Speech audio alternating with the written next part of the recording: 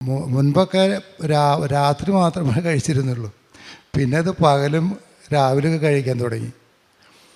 അപ്പോൾ എനിക്ക് പിന്നെ ഈ അപകടങ്ങൾ, ചെറിയൊരു കാറൊക്കെ ഉണ്ടായിരുന്നു, അപകടങ്ങളൊക്കെ എപ്പോഴും പറ്റിക്കൊണ്ടിരിക്കുക. അപ്പോൾ എനിക്ക് ഭയങ്കര ബുദ്ധിമുട്ടായിരുന്നു. എനിക്ക് ഭയങ്കരമായ കച്ചവടങ്ങളൊക്കെ എനിക്ക് ലഭിക്കുകയുണ്ടായി റിയൽ എസ്റ്റേറ്റിൽ. കാരണം ഞാൻ അത് 1 കോടി 2 കോടി 3 കോടി എന്നല്ല, 4-5 കോടി കച്ചവടങ്ങളൊക്കെ എനിക്ക് പെട്ടെന്ന് കിട്ടും. അപ്പോൾ എനിക്ക് തന്നെ ഇടയ്ക്ക് പേടിയാവും, ഇതൊക്കെ എങ്ങനെ കിട്ടണേന്ന്. അഹങ്കാരം പറയില്ല കേട്ടോ. അപ്പം ഞാൻ മാധവനോട് പറയും, മാധവൻ എനിക്കൊരു കാശൊക്കെ കയ്യിൽ നീ തരുന്നുണ്ട്, അപ്പോൾ എനിക്ക് കാശൊക്കെ തരുമ്പോൾ നന്നായിട്ടൊക്കെ ജീവിക്കണ്ടേ, എനിക്കൊരു മഹിമയായിട്ട് മാധവൻ്റെ പേരും പറയാലോ എന്ന്. അപ്പോൾ ഞാൻ പറഞ്ഞു, എനിക്ക് ഒരു കാറ് വാങ്ങിച്ചാൽ കൊള്ളാമെന്നുണ്ട്, നല്ലൊരു കാറ്. അമ്മ മാതാവിനും തിരുകുമാരനും 1000 നന്ദി പറഞ്ഞുകൊണ്ട് എൻ്റെ സാക്ഷ്യം ഞാൻ തുടങ്ങുന്നു. എൻ്റെ പേര് ബേബി പോൾ. ഞാൻ അങ്കമാലിയിൽ നിന്ന് വരുന്നു. തുറൂർ ഇടവകയിൽ സെൻ്റ് അഗസ്റ്റീൻ ഇടവകയിലെ ഒരു ഇടവകാംഗമാണ് ഞാൻ. എനിക്ക് ലഭിച്ച ദൈവത്തിൻ്റെ കൃപകൾ, മാതാവിൻ്റെ കൃപകളും ഞാനിവിടെ ഏറ്റു പറയുന്നു. എനിക്ക് 20 വർഷത്തോളമായി മദ്യപാനമായിരുന്നു. ഞാനൊരു റിയൽ എസ്റ്റേറ്റ് മേഖലയിൽ പ്രവർത്തിക്കുന്ന ഒരാളാണ്, വ്യക്തിയാണ്. പക്ഷേ മദ്യപാനം ഞാൻ ഈ പറഞ്ഞ പോലെ മുൻപൊക്കെ രാത്രി മാത്രമേ കഴിച്ചിരുന്നുള്ളൂ. പിന്നെ അത് പകലും രാവിലെയൊക്കെ കഴിക്കാൻ തുടങ്ങി. അപ്പോൾ എനിക്ക് പിന്നെ ഈ അപകടങ്ങൾ, ചെറിയൊരു കാറൊക്കെ ഉണ്ടായിരുന്നു, അപകടങ്ങളൊക്കെ എപ്പോഴും പറ്റിക്കൊണ്ടിരിക്കുക. അപ്പോൾ എനിക്ക് ഭയങ്കര ബുദ്ധിമുട്ടായിരുന്നു.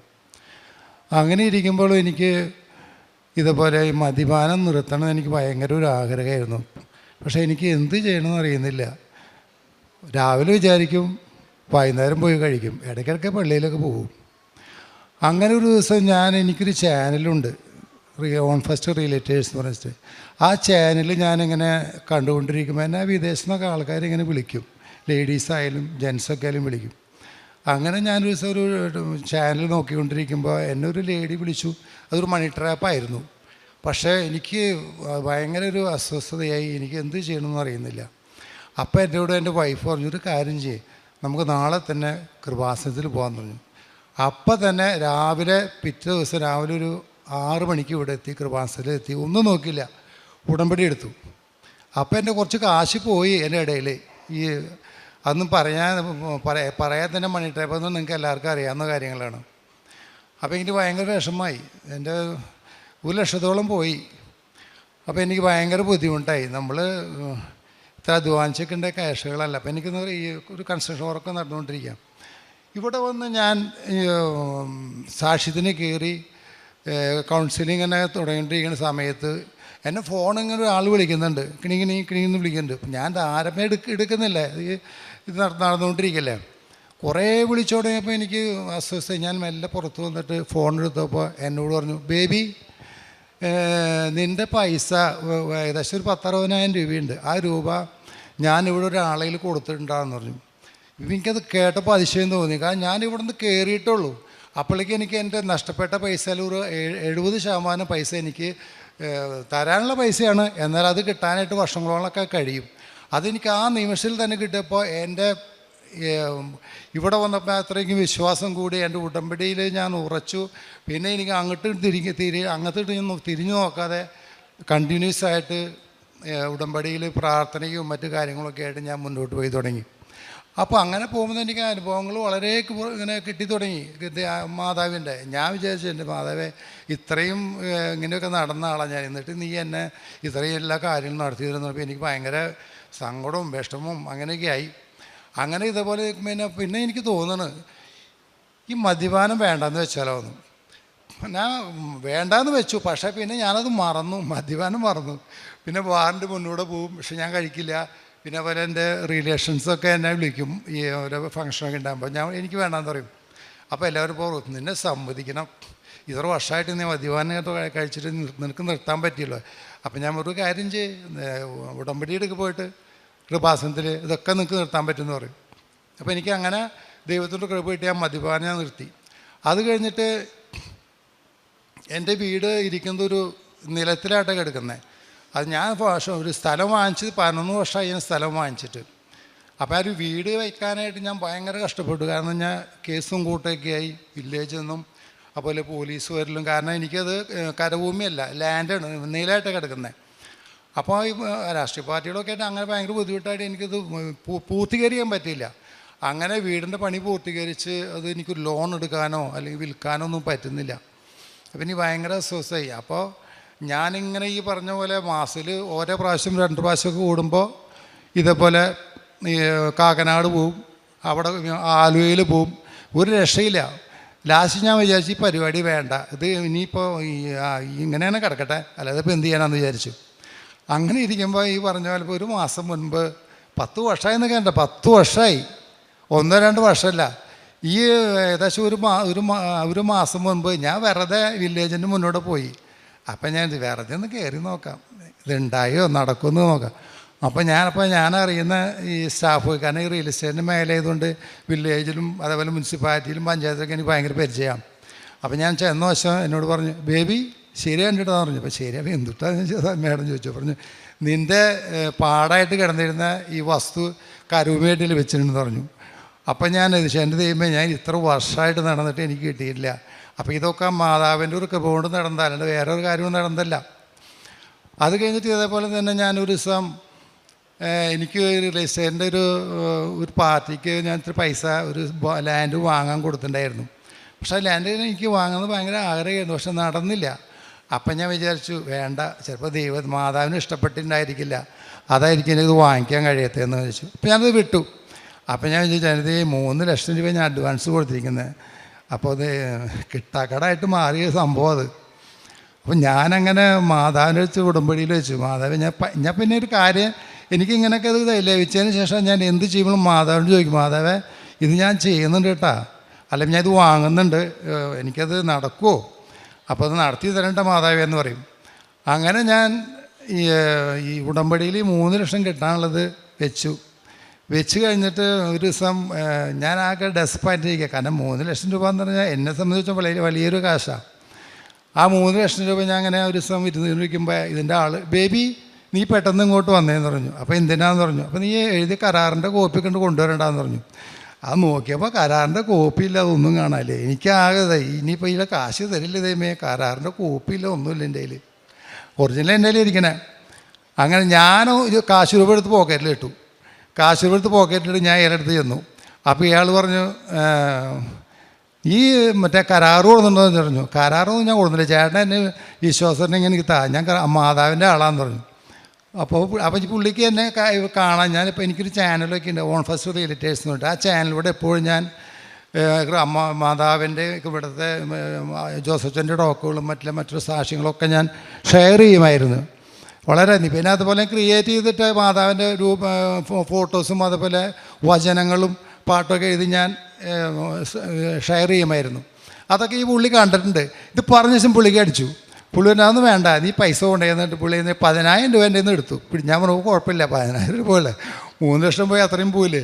അപ്പോൾ എനിക്ക് ആകാശില്ല. അപ്പം നമ്മൾ എന്ത് ദൈവത്തോട് ചോദിച്ചാലും എൻ്റെ അനുഭവം ഞാൻ പറയണേട്ടാ, എനിക്ക് മറ്റുള്ളവരോട് അതുപോലെ മാതാവിനോട് അപേക്ഷിച്ച് കഴിഞ്ഞാൽ അത് കിട്ടുന്നുണ്ട് എൻ്റെ ഒരു അഭിപ്രായം. അപ്പോൾ എനിക്ക് ഓരോ കാര്യങ്ങൾ ചെയ്യുമ്പോഴാണ് നമുക്ക് വിശ്വാസം കൂടുന്നത്.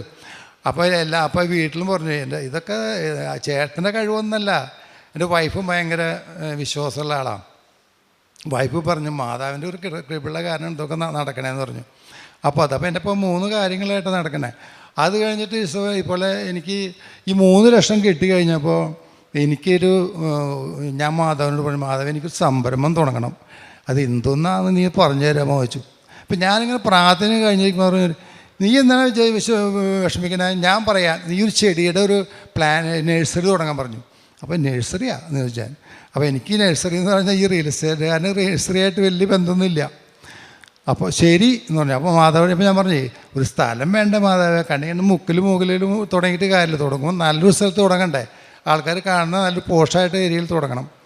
അപ്പോൾ തൊട്ടടുത്തൊരു യൂദാപുരം പള്ളിയുണ്ട്, യൂദാസ് പുണ്യാളുടെ. അപ്പം ഞാനവിടെ എന്നും രാവിലെയോ അല്ലെങ്കിൽ വൈകിട്ടോ കുർബാനയ്ക്ക് പോവാറ്. അപ്പോൾ ഞാൻ അവിടുന്ന് ഇങ്ങനെ കഴിഞ്ഞ് വരുമ്പോൾ എനിക്ക് തോന്നി, ഇത് നല്ല സ്ഥലമാണല്ലോ, ഇത് കിട്ടിക്കഴിഞ്ഞാൽ നമുക്ക് തുടങ്ങാമെന്ന് പറഞ്ഞു. അപ്പോൾ ഞാൻ അതിനെ പറ്റിയിട്ട് നമ്മുടെ കൂട്ടുകാരനോട് ചോദിച്ചു, ഈ സ്ഥലം നിനക്കറിയാലോ, ഇത് ആരെയെന്ന് പറഞ്ഞു. അപ്പോൾ എനിക്കറിയാടാന്ന് പറഞ്ഞു. അങ്ങനെ അവൻ വിളിച്ചു ചോദിച്ച പുള്ളി പറയണേ, പ്ലാന്റ് നഴ്സറി തുടങ്ങാൻ വേണ്ടി മാത്രം തരാം, അല്ലെങ്കിൽ ഒന്നും തരില്ല എന്ന്. Praise the Lord. അപ്പോൾ ഞാൻ അതിശയിച്ച് പോയി. ഞാൻ മനസ്സിൽ പറഞ്ഞാണ് എനിക്ക് ഈ സ്ഥലം നഴ്സറി തുടങ്ങിയിട്ട് ഈ സ്ഥലം വേണം. അപ്പോൾ പുള്ളി പറയാണ്, പുള്ളി ആർക്കും കൊടുക്കാത്ത ഒരാളാണ്, അത്രയൊരു ഭയങ്കര ആളാണ് പുള്ളി. അപ്പോൾ പുള്ളി എനിക്ക് വേണ്ടി അത് മാതാവ് ഒരുക്കി എനിക്ക് വാങ്ങി തന്നു. ഇപ്പോൾ ഞാൻ നഴ്സറി തുടങ്ങി ഇപ്പോൾ 3 മാസമായി. കച്ചവടം ഇപ്പോൾ കുറവാണ്, എന്നാലും ഒക്കെ മാതാവിൽ സമർപ്പിച്ചിട്ട് മുന്നോട്ട് പോകുന്നത്. പിന്നെ അതുപോലെ എനിക്ക് ഇത് ഉടമ്പടി എടുത്തതിന് ശേഷം എനിക്ക് ഭയങ്കരമായ കച്ചവടങ്ങളൊക്കെ എനിക്ക് ലഭിക്കുകയുണ്ടായി റിയൽ എസ്റ്റേറ്റിൽ. കാരണം ഞാൻ അത് 1 കോടി 2 കോടി 3 കോടി ഒന്നുമില്ല, 4-5 കോടി കച്ചവടങ്ങളൊക്കെ എനിക്ക് പെട്ടെന്ന് കിട്ടും. അപ്പോൾ എനിക്ക് തന്നെ ഇടയ്ക്ക് പേടിയാവും, ഇതൊക്കെ എങ്ങനെ കിട്ടണേന്ന്. അപ്പോൾ ഞാൻ ചെയ്യണ പരിപാടി എന്ന് പറഞ്ഞു കഴിഞ്ഞാൽ, ഞാൻ റിയൽ എസ്റ്റേറ്റിൻ്റെ കച്ചവടങ്ങൾ ഉറപ്പിക്കാനൊക്കെ പോകുമ്പോൾ ഈ കാശ് എടുത്ത് പോക്കറ്റിൽ വയ്ക്കും. പോക്കറ്റിൽ വെച്ചിട്ട് നടക്കാത്ത കച്ചവടമായിരിക്കും. പോക്കറ്റിൽ വെച്ചിട്ട് ഇങ്ങനെ ഞാൻ പോക്കറ്റിൽ കൈയിട്ട് നിൽക്കും. കൈയിട്ട് നിന്നിട്ട് സംസാരിച്ചുകൊണ്ടിരിക്കുമ്പോൾ ഞാൻ പറയും, അതായത് കച്ചവടം മുറിച്ച് തരാമെന്ന് പറയും. അപ്പോൾ നമ്മൾ വിചാരിക്കാത്ത കച്ചവടങ്ങളൊക്കെ അത് പെട്ടെന്ന് നടക്കും. അങ്ങനെ എനിക്ക് ഈ പറഞ്ഞ പോലെ കാശുകളൊക്കെ കിട്ടി. എനിക്ക് ചാനലിലൂടെയൊക്കെ ഞാൻ ചെയ്യണത്. അപ്പോൾ ബോംബെ, ഡൽഹി അവിടെ നിന്നൊക്കെ ആൾക്കാർ വന്ന് മലയാളീസൊക്കെ ഒന്ന് വാങ്ങിണേ. അങ്ങനെ ഇത് കഴിഞ്ഞപ്പോൾ അഹങ്കാരം പറയില്ല കേട്ടോ. അപ്പം ഞാൻ മാധവനോട് പറയും, മാധവൻ എനിക്കൊരു കാശൊക്കെ കയ്യിൽ നീ തരുന്നുണ്ട്, അപ്പോൾ എനിക്ക് കാശൊക്കെ തരുമ്പോൾ നന്നായിട്ടൊക്കെ ജീവിക്കണ്ടേ, എനിക്കൊരു മഹിമയായിട്ട് മാധവൻ്റെ പേരും പറയാലോ എന്ന്. അപ്പോൾ ഞാൻ പറഞ്ഞു, എനിക്ക് ഒരു കാറ് വാങ്ങിച്ചാൽ കൊള്ളാമെന്നുണ്ട്, നല്ലൊരു കാറ്, ഒരു വലിയ. ഞാൻ പറഞ്ഞു എനിക്ക് ബ്രസ വേണമെന്ന് പറഞ്ഞു. അപ്പോൾ കാശുണ്ട് എൻ്റെയൊക്കെ, മാധവ് കാശ് തന്നുണ്ട്. അപ്പോൾ എനിക്ക് 62 വയസ്സായി. അപ്പോൾ ആരും വിചാരം എനിക്ക് ലോൺ തരില്ല, പ്രായം എന്ന് പറഞ്ഞു. പക്ഷേ സ്കോറുണ്ട്, 900 സ്കോറുണ്ട് എനിക്ക്. പക്ഷേ സ്കോറുണ്ട് പറഞ്ഞിട്ട് കാര്യമില്ലല്ലോ, പ്രായമായില്ലേ. അപ്പോൾ അങ്ങനെ ഞാൻ ഒരു കാറ് മേടിക്കാനായിട്ട് ഞാൻ അങ്ങനെ 2-3 സ്ഥലം മാരുതിയിലൊക്കെ അവരതിലൊക്കെ പോയപ്പോൾ തരുന്നില്ല അവർ. അപ്പോൾ ഞാൻ മാരുതി ഷോറൂമിൽ ഇങ്ങനെ ഇരിക്കുക.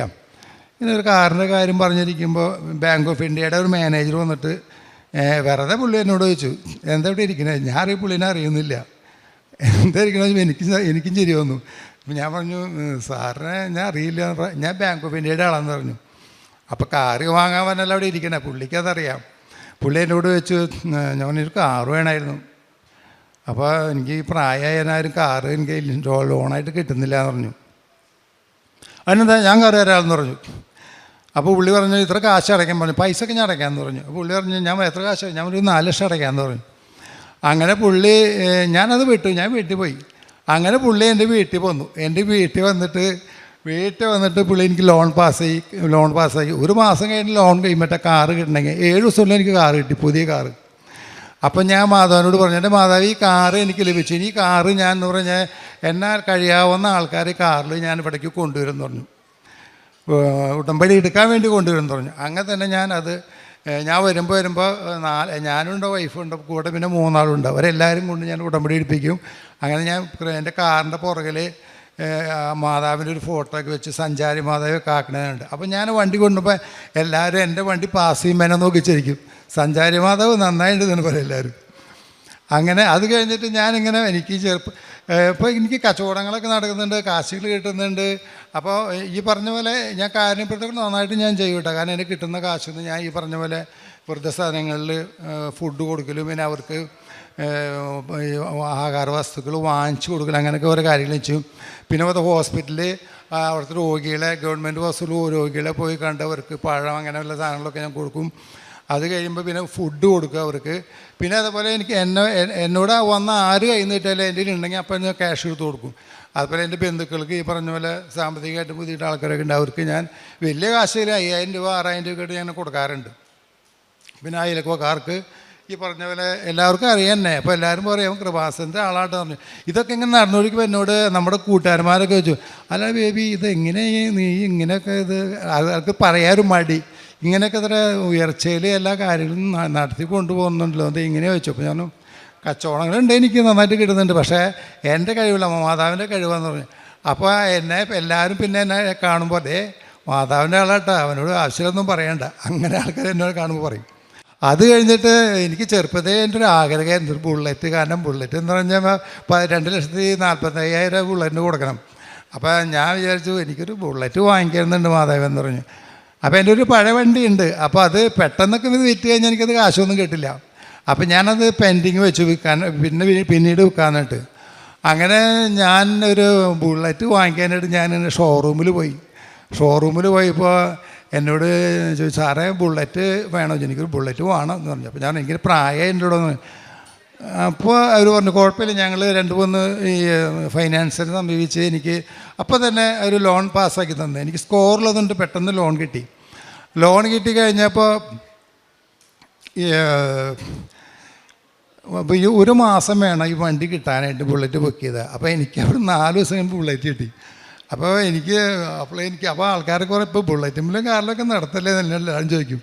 അപ്പോൾ ഞാൻ പറഞ്ഞു ദൈവത്തിൻ്റെ കൃപ കൊണ്ടൊക്കെ നടക്കുന്നുണ്ട്. ഞാൻ പിന്നെ കൃപാസനത്തിൽ പോകുന്നുണ്ടല്ലോ.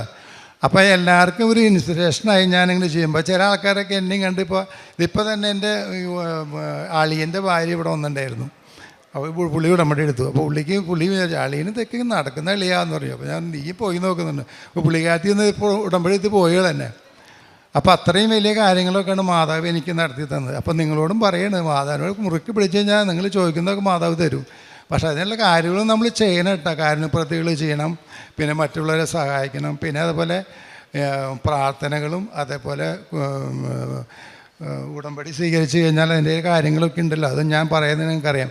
ഇതൊക്കെ കൃത്യമായിട്ട് നമ്മൾ നിർവഹിക്കണം. കാരുണ്യപ്രവൃത്തികൾ എന്ന് പറഞ്ഞാൽ ഞാൻ ഈ പറഞ്ഞ പോലെ ഞാൻ എല്ലാ കാരുണ്യപ്രവൃത്തികളും ചെയ്യും. ഇപ്പം എനിക്ക് ഈ ചെറിയ സംരംഭം തുടങ്ങിയതുകൊണ്ട് എനിക്ക് കാരുണ്യപ്രവൃത്തികൾ ചെയ്യാനായിട്ട് കാശില്ല.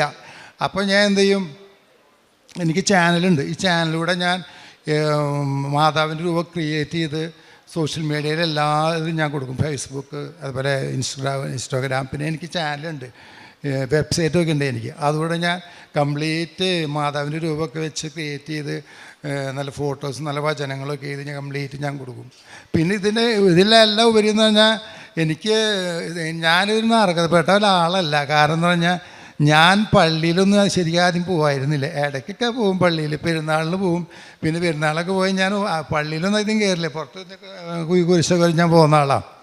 ഇപ്പം എനിക്കെന്ന് പറഞ്ഞു കഴിഞ്ഞാൽ പള്ളിയിൽ പോയില്ലെങ്കിൽ എനിക്ക് അസ്വസ്ഥതയാണ്, എന്തോ ഒരു വിമിഷ്ടം പോലെ. അപ്പം ഞാൻ അതുപോലെ രാവിലെ അല്ലെങ്കിൽ വൈകിട്ട് പള്ളിയിൽ പോകും, കുർബാന സ്വീകരിക്കും. 2 ആഴ്ച കൂടുമ്പോൾ കുർബാന സ്വീകരിക്കും. പിന്നെയെന്ന് പറഞ്ഞാൽ എനിക്ക് ബൈബിള് എന്ന് പറഞ്ഞു കഴിഞ്ഞാൽ ബൈബിളൊക്കെ ബൈബിൾ തന്നെ, എല്ലാവരും ബൈബിളും ഞാനും ബൈബിളെന്ന് പറഞ്ഞു. പക്ഷേ എനിക്ക് ബൈബിളിനെ പറ്റി ഒന്നും അറിയില്ല. അപ്പോൾ ഈ പ്രൊട്ടസ്റ്റൻ്റുകാർ ബൈബിൾ ഇങ്ങനെ അരച്ച് കുടിച്ച ആൾക്കാരാണ്. അപ്പോൾ എന്നോട് പുള്ളി ചോദിച്ചൊരു ദിവസം നീ ബൈബിൾ വായിച്ചിട്ടുണ്ടോ ചോദിച്ചു. ബൈബിൾ വായിച്ചിട്ട് പുള്ളി ഫുള്ളായിട്ട് പഠിച്ചിട്ടുണ്ടോ ചോദിച്ചു. ഞാൻ ഫുള്ളായിട്ട് പഠിച്ചില്ലാന്ന്. ഇപ്പം ഞാൻ ബൈബിള് പുതിയ നിയമം 2 പാട്ടിനും വായിച്ച് 3-ാമത്തെ വർഷം തുടങ്ങിയിട്ടുണ്ട്. പിന്നെ പഴയ നിയമത്തിൽ ഇപ്പോൾ ഏകദേശം 3/4 ഭാഗത്തോളം എത്തിയിട്ടുണ്ട്. പിന്നെ അതുകൂടാതെ നമുക്ക് ഇവിടെ ഓരോ രാത്രിയിലെ നമ്മൾ പ്രാർത്ഥന ജപമാല കഴിഞ്ഞ് കഴിഞ്ഞാൽ നമ്മൾ വചനങ്ങൾ പറയുമല്ലോ. അതിലത്തെ എനിക്കിപ്പോൾ ഒരു കാണാതെ അതിലൊരു 100% ഒരു 70% എനിക്ക് ബൈബിൾ നോക്കാതെ പറയാൻ പറ്റും. അത്രയും ഒരു മാതാവിൻ്റെ ഒരു കൃപ ലഭിച്ചു. അതൊരു കൃപ എന്ന് പറഞ്ഞാൽ വലിയൊരു കൃപ. അതൊക്കെ എന്ന് പറഞ്ഞാൽ എന്നെ സംബന്ധിച്ചോളം എന്ന് പറഞ്ഞു കഴിഞ്ഞാൽ അതൊക്കെ കാണാതെ ചെല്ലാന്ന് പറഞ്ഞാൽ എനിക്ക് ഭയങ്കര ബുദ്ധിമുട്ടാണ്. ഇപ്പോൾ അതുപോലെ എനിക്ക് വചനങ്ങൾ പറയാനും അറിയും. ഞാനിപ്പോൾ ആൾക്കാർക്ക് ചെല്ലുമ്പോൾ വചനങ്ങൾ പറയും. പിന്നെ ഞാനിതുപോലെ കാശുരൂപം, അതുപോലെ ഉപ്പ്, തേൻ ഡെയിലി ഞാൻ ഉപയോഗിക്കും. ആദ്യം ഞാൻ ഉപയോഗിച്ചിരുന്നില്ല. എനിക്ക് ആദ്യമേ ഞാൻ ഈ ഉടമ്പടി എടുത്ത അന്ന് തന്നെ എനിക്ക് മാതാവിൻ്റെ ഒരു കൃപ ലഭിച്ചാണ്. പിന്നെ എന്നാലും ഞാൻ ഈ ഉപ്പ്, തൈലം, തേനൊന്നും അതിന് ഉപയോഗിച്ചിരുന്നില്ല.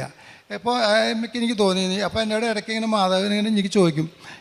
ഞാൻ അങ്ങനെ കണ്ണടച്ചിരിക്കുമ്പോൾ പറയും അതൊന്നും ഉപയോഗിക്കുന്നില്ല എന്ന് നീ എന്ന് പറയും. അപ്പോൾ എനിക്ക് ഇതേപോലെ പറഞ്ഞ പോലെ എളിവേദന ഉണ്ട്, ഭയങ്കര നടുവേദന എളിവേദനയാണ്. അത് ഇവിടെ എന്ന് വന്നോ അന്ന് തൊട്ട് ഈ ഇതുണ്ട്.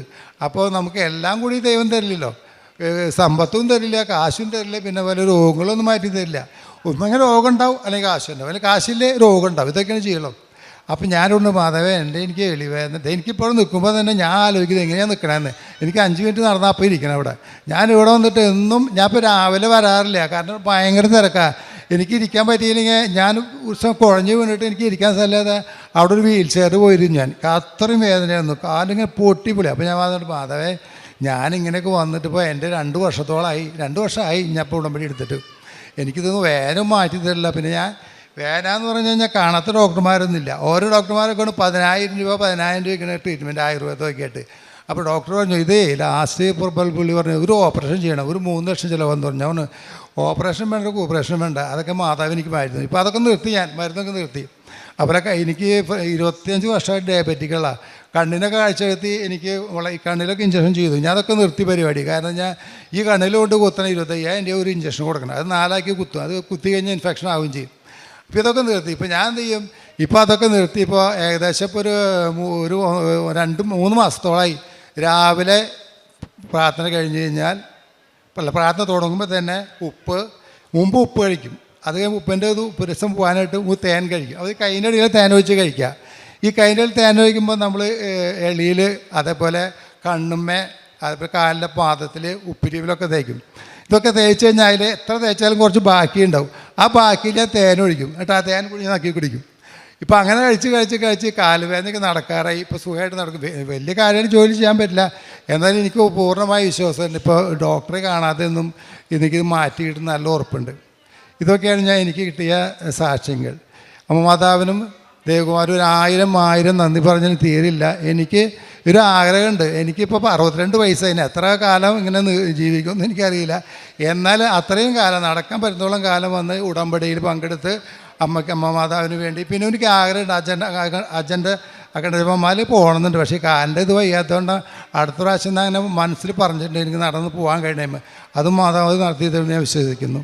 യേശുവെ നന്ദി. യേശു സുറോസുര ആരാധന hallelujah hallelujah hallelujah hallelujah hallelujah.